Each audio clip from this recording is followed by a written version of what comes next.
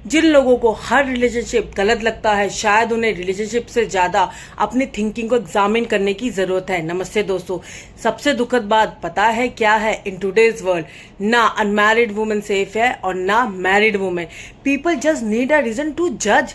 एक unmarried girl किसी male friend से बात कर ले तो कैरेक्टर पर सवाल, and if a married women talks respectfully to a male colleague और अ फ्रेंड, फिर भी कैरेक्टर पर सवाल। वाई? क्या हर रिलेशनशिप को सिर्फ एक ही नजरिए से देखा जाएगा? ऑफिस हो, रिलेटिव्स हो, सोसाइटी हो या पब्लिक प्लेस, मैन और वुमेन दोनों मिलकर कमेंट पास करते हैं, इतने कमेंट पास करते हैं, इतने जजमेंटल हो जाते हैं। और कैसे कैसे कमेंट पास होते हैं, इसका किसी के साथ अफेयर होगा, this friendship looks too close. Married होके भी इतनी बातें क्यों करती है? मैरिड होके क्या बात करना मना है? मतलब ये मैं बोल रही हूँ, मैरिड वुमेन क्या बात नहीं कर सकती है? But has anyone ever try to understand कि शायद वो सिर्फ फ्रेंडशिप हो, maybe it's mutual respect, maybe it's pure heart to heart connection, जहाँ ना ग्रीड हो, ना सेल्फिश मोटिव हो, ना कोई हिडन इंटेंशन। लेकिन अफसोस, जहाँ माइंडसेट नैरो हो वहाँ हर रिलेशनशिप गलत ही नजर आता है। People make one comment and move on. लेकिन जिस वुमेन के बारे में बात हो रही होती है उसकी डिग्निटी, मेंटल पीस और सेल्फ कॉन्फिडेंस धीरे धीरे टूटने लगता है। कैरेक्टर असैसिनेशन सिर्फ वर्ड्स नहीं होते my dear friend, these are invisible wounds that stay in heart. और सबसे ज्यादा पेन होता है जब लोग बिना सच जाने जज कर देते हैं। Not every male female bond is an affair. Her smile invitation नहीं होती मेरे भाई। Not every friendship is a relationship. और हर इंडिपेंडेंट वुमेन और अ मैरिड वुमेन और अनमैरिड वुमेन कैरेक्टरलेस नहीं होती।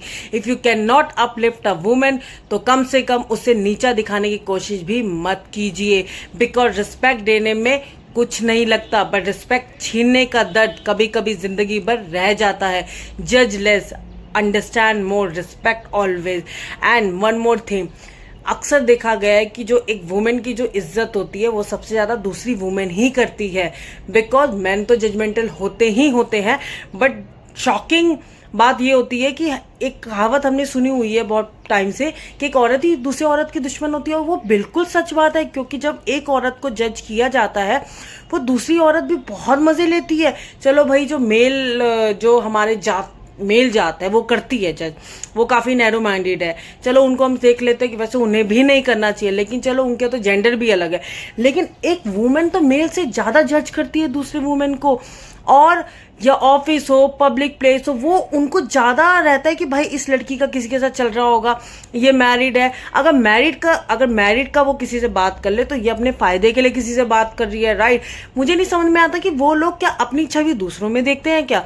मे बी जिनकी ऐसी सोच होगी वो खुद भी ऐसे होंगे ना, उनकी ऐसी सोच होगी, वो इतना दूर का सोच लेते हैं कि अगर कोई किसी से बात कर रहा है तो किसी हिडन मोटिव से बात कर रहा होगा, क्योंकि हिडन मोटिव तो उनको हमारा पहले से पता है, या तो वो हमारे भगवान है या तो ब्रह्मा जी वही है हमारे केस में, क्योंकि हमें तो पता ही नहीं होता कि हमारा मोटिव क्या है। अगर कोई लड़की इतनी ऊपर जा रही होती है तो पक्का उसका बॉस के साथ कुछ चल रहा होता है। अगर वो किसी कलीग के साथ किसी प्रोजेक्ट में काम करे तो पक्का इसका किसी प्रोजेक्ट में किसी के साथ अफेयर होगा, या ये बॉस के साथ इसका कुछ अफेयर चल रहा होगा, तभी वो इतना ऊपर पहुंची, तभी उसका इतना अप्रेजल हुआ। मतलब इतने जो वर्स्ट कमेंट होते हैं ना, वो सबसे ज़्यादा तो लेडीज ही बोलती है दूसरी लेडीज के लिए। ऑफकोर्स ऐसा नहीं है कि जो मैन है वो बहुत इनोसेंट है, वो तो कमेंट करते ही करते हैं, बट लेडीज भी बहुत कमेंट और बहुत जजमेंटल इतनी ज़्यादा होती है भाई, वो कुछ नहीं देखती। मुझे तो लगता है वो लेडीज अपने अंदर का कैरेक्टर दूसरों में देखती है, और बहुत कैजुअली कमेंट पास करना किसी के लिए। और वो कमेंट पर ऐसा नहीं होता कि सिर्फ अनमैरिड के ऊपर होता है, वो अनमैरिड के ऊपर के अलावा मैरिड को भी नहीं छोड़ते, चाहे वो 40 एज के हो, चाहे वो 50 हो, चाहे वो 60 उम्र के हो, मतलब इतने जो एजेड भी हो, चाहे वो यंग हो एज में हो, कि बहुत लोग तो बहुत जल्दी शादी कर लेते, चाहे वो 25 साल के 30 साल के। मैं ये सब बता रही हूँ, मैरिड जो कैटेगरी है उनको भी नहीं छोड़ा जाता। और बेसिकली मैं ऑफिस की बात कर रही हूँ, आप कहीं पे भी चलो, चाहे आप जिम में जाओ, ऑफिस में जाओ, किसी इंस्टीट्यूट में जाओ, कोई कोचिंग क्लास कर रहे हो, मतलब वेयर एवर यू गो, तो जो यहाँ की नैरो माइंडी जो थॉट्स है ना वो साथ साथ आती रहती है। मुझे समझ में नहीं आता कि ऐसे लोग कैसे पैदा हो जाते हैं, मतलब इस दुनिया में। आप बिना सच जाने या तो आप नार्कोटेक जो टेस्ट होता है, या तो आपके पास वो है, आपको उनके अंदर की सारी सोच पता है, आपको इंटेंशन पता है, आप किसी दोस्ती को, किसी प्योर कनेक्शन को भी गलत समझ लेते हो। और सबसे सबसे सैडेस्ट पार्ट क्या होता है कि एक वुमेन कैसे जज कर लेती है, मतलब मुझे तो कुछ समझ में नहीं आता है। मैं तो अपने सराउंडिंग में भी देखती हूँ कि ऐसे कितने लेडीज़ हैं, इतनी इतनी बकवास लेडीज़ हैं, आई एम सॉरी टू से, इतनी बकवास लेडी है जो प्रोफेशनल्स हैं।